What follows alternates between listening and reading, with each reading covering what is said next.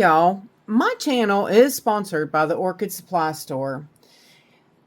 It is literally your one-stop shop for anything and everything you could possibly need orchid related. They have pots, they have media, they even sell orchids. Use my name, code Hillbilly, in the code section for a 12% viewers discount. They also do free shipping in the US. So go check them out, y'all.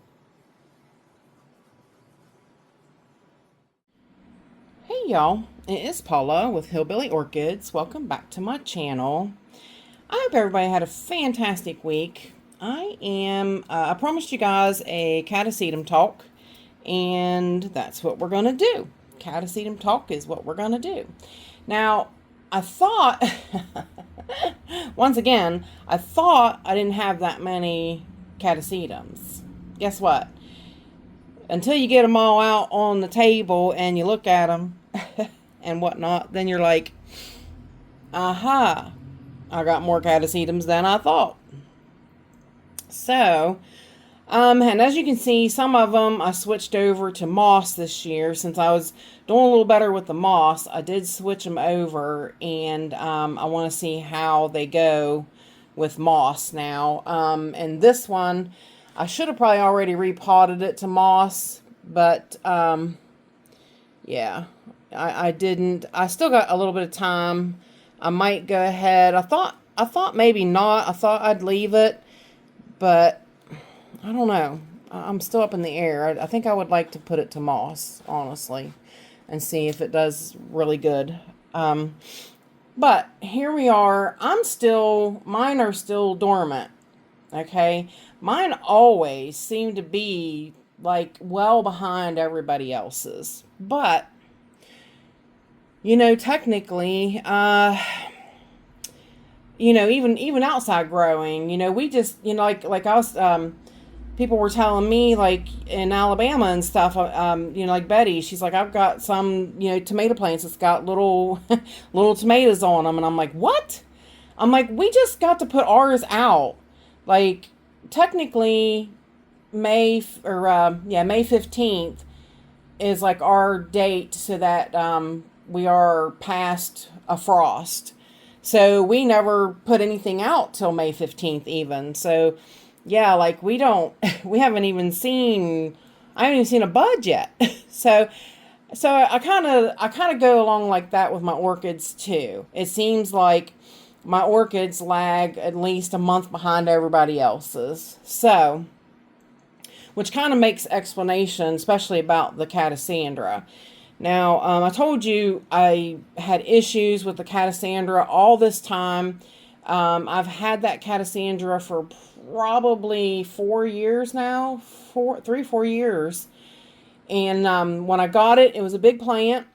It's a fussy thing. It's really a fussy thing. It's a mix between Catasetum expansum and Galliandra bowery. So it's no wonder she's a fussy thing. But I had trouble with rot. I watered too soon, and she don't like that at all. She would rather wait to be watered later. I don't know why. But this is what I have learned from trial and error in growing this plant. Because like I said, in the beginning, I watered it too soon. So then I studded it back real far. And that's why I've got these little teeny growths.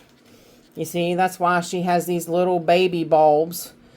And that's what I had to save it from. It got stunted back to that, and I was like, oh my gosh, can I save it?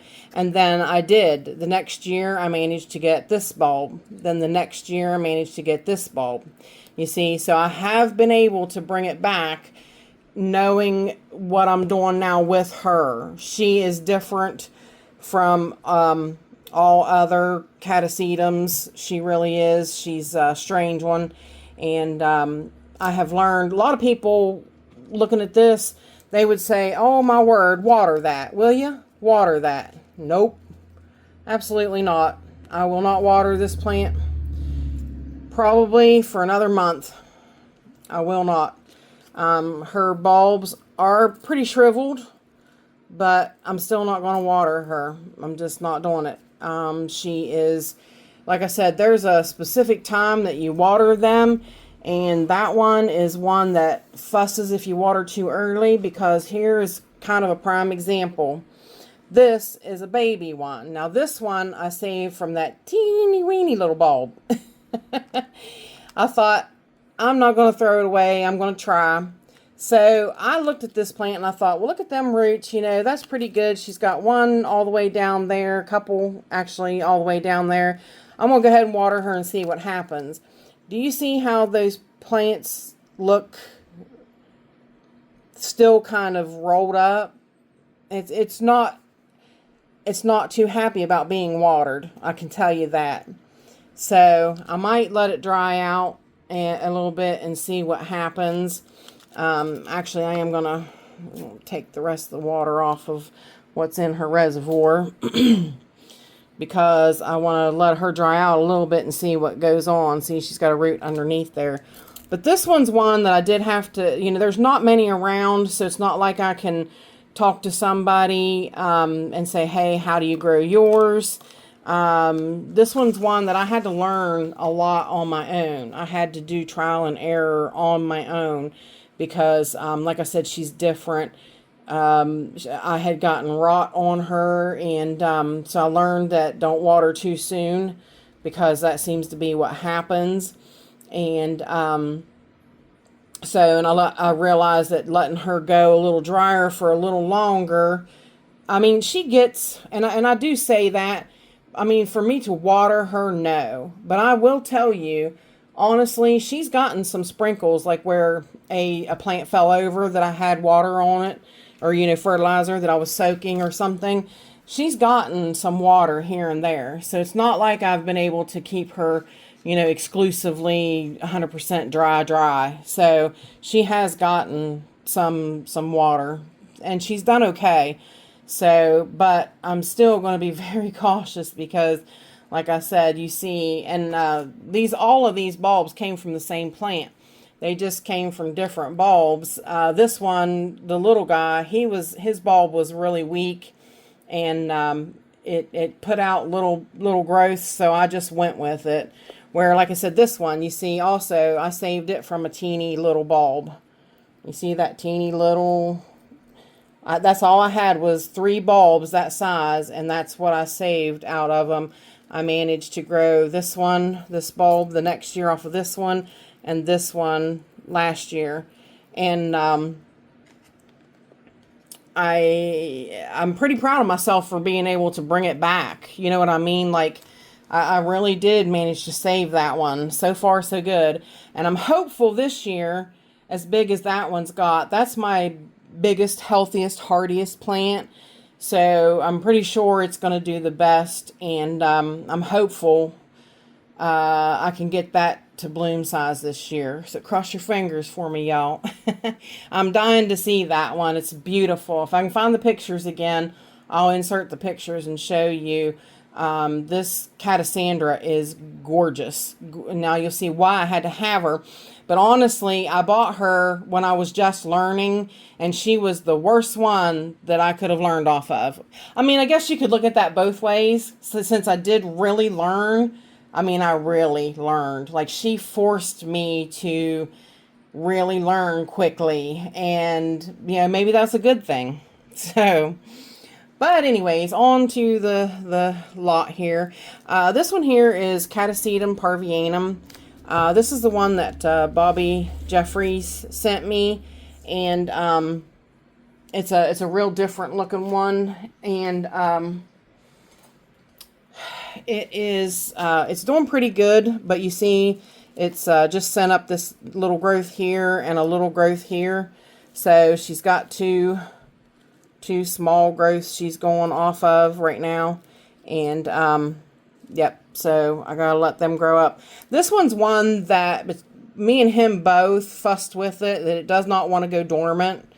This time it did, but I think because I repotted it, so I kind of forced its hand to go dormant. But this thing will go like 3 years at a time, 4 years at a time, and not go dormant.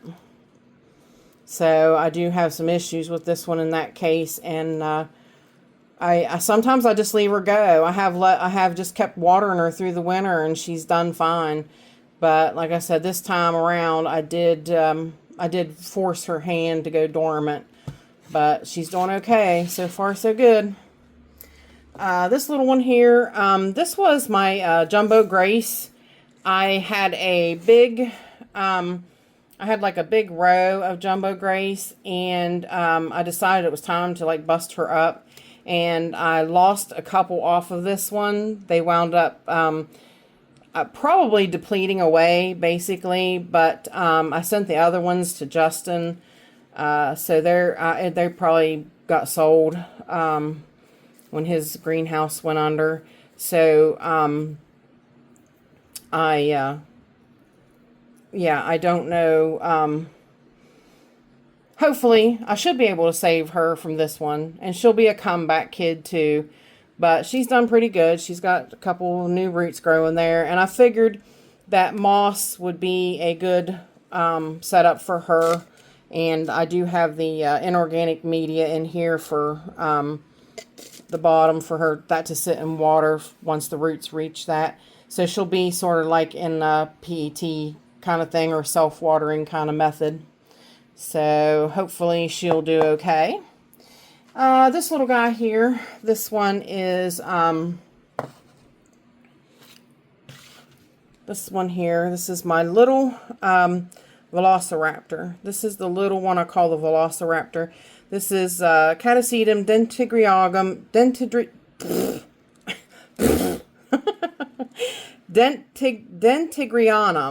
I love this.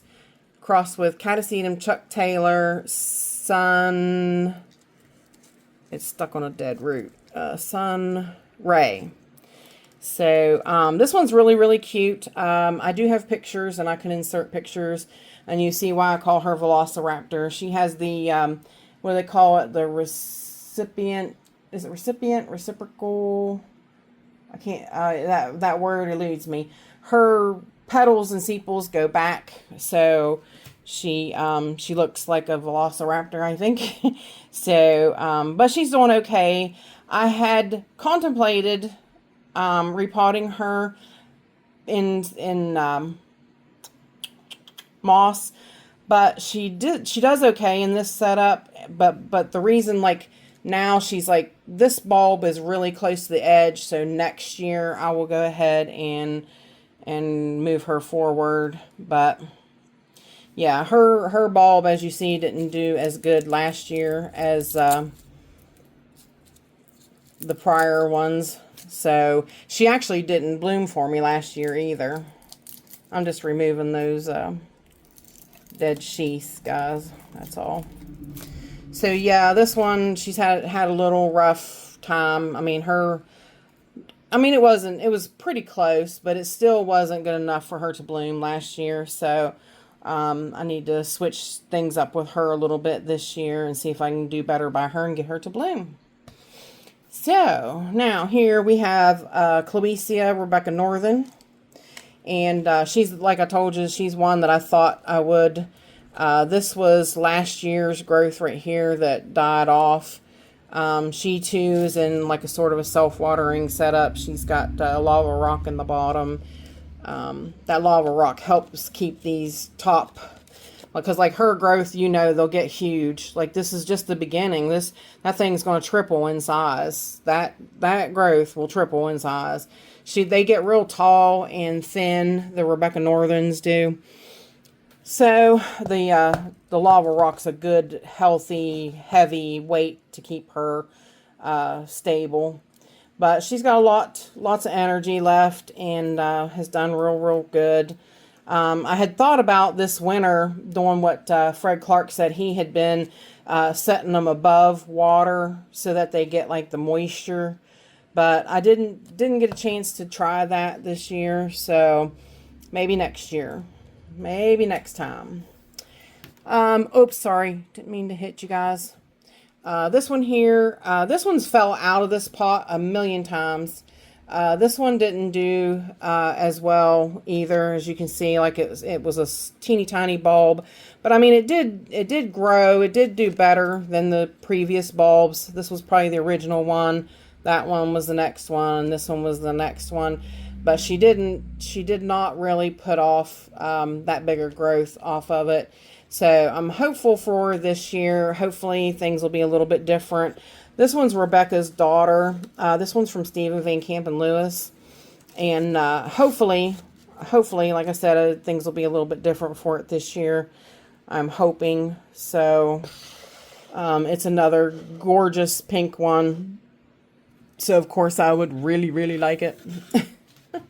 This one here, too, the same thing. Actually, you can see where I've already dropped this one, and it has separated again from the media in the bottom. This is actually, I've never gotten this one to bloom either. This is actually a Catasetum Chuck Taylor. This is one of the Velociraptor's parents. But this is Denticulatum crossed with Portage, Star, Brian. Yeah, so I don't know.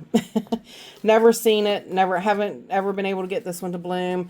I did go ahead and do moss this time on this one in hopes that it would get this one to, you know, spring forward and grow really good. Like I said, did not get it to bloom, and we'll see from here how it goes. And of course, last but not least, see if I can reach it there, the big guy in the back. This is my biggest Catasetum left, which you can't see in the, I can't get it completely in the picture now, and I lost the, I got, this is all calcium chips. This is all coral, crushed coral chips on her there. But I do have her, I did pot her in moss this year. I think this will come out yet. No, it won't. No, it's in, I have it, it's set up to be sort of like self-watering, but I did zip tie it together. But you can see her roots are going down in there, and you can see all those roots. So, but it's not time to water her yet. This is Fred Clark After Dark. This is Fred Clark After Dark, Sunset Valley. Yep, that is my biggest one, and she is a huge plant. I did I split her. She had a lot of bulbs. I split her and shared her with Miss Betty Ward, and Betty's is doing really good. Fred's different. Fred's one that it goes a lot longer into the season. She's like the last one to bloom too. Like, but her blooms are like gorgeous. They're gingerbread smelling or molasses smelling, and it's really phenomenal and a really nice one to have. It's a real hardy one too. Like, it's one that if you're thinking about getting into them, I recommend it's a good one to start with. Like I said, I grew for like 8 years, 8 or 9 years before I even decided to go ahead and start trying a Catasetum. So I had grew a lot before I knew, even thought about getting into Catasetums, because they're a different breed. They're a different world all their own, and they're a different learning curve all their own. And, you know, I don't recommend like the Cloesias or anything. They're a little more fussy. I definitely don't recommend like the Mormodis type, and those, they tend to rot. They're real rot susceptible. So, you know, I really recommend like the Taiwan, not the Taiwan Gold. That one is a gorgeous one I did have, and I had it was gorgeous. I had a big, massive blooming on it. And then that following year, when it went dormant, it rotted, and I lost the whole plant. I couldn't believe it. That was the biggest bloom I ever had on it, and it was phenomenal. She had like 4 spikes, I think. I'll see if I can find the video, maybe download it and play it here for you guys, let you see it. It was like I was so proud of that plant. But then that was the one I did do a video on it where I tried to cut out the rot and save it.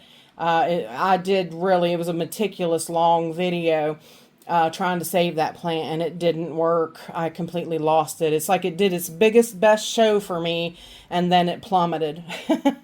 It bowed out and left this world. So, but basically, that's my talk with catasetums. I'm not watering any of them yet. As you can see, I'm still way behind everybody else. Even Fred Clark's not quite ready. Fred will probably get watered in the next week or two, if I'm to guess. Like I said, he's one that don't fuss if you water him a little too early. He just takes right off. He's real hardy. So he's one that I'm okay with going ahead and watering. But the rest of these, none of these will get water for at least another month or two. So, yep. So we'll be getting another update on them here soon. So, y'all have any questions, please feel free to leave them in the comments. And with that said, I appreciate each and every one of you beautiful, wonderful people stopping by and hanging out with me. And bye for now, y'all. Till we meet again.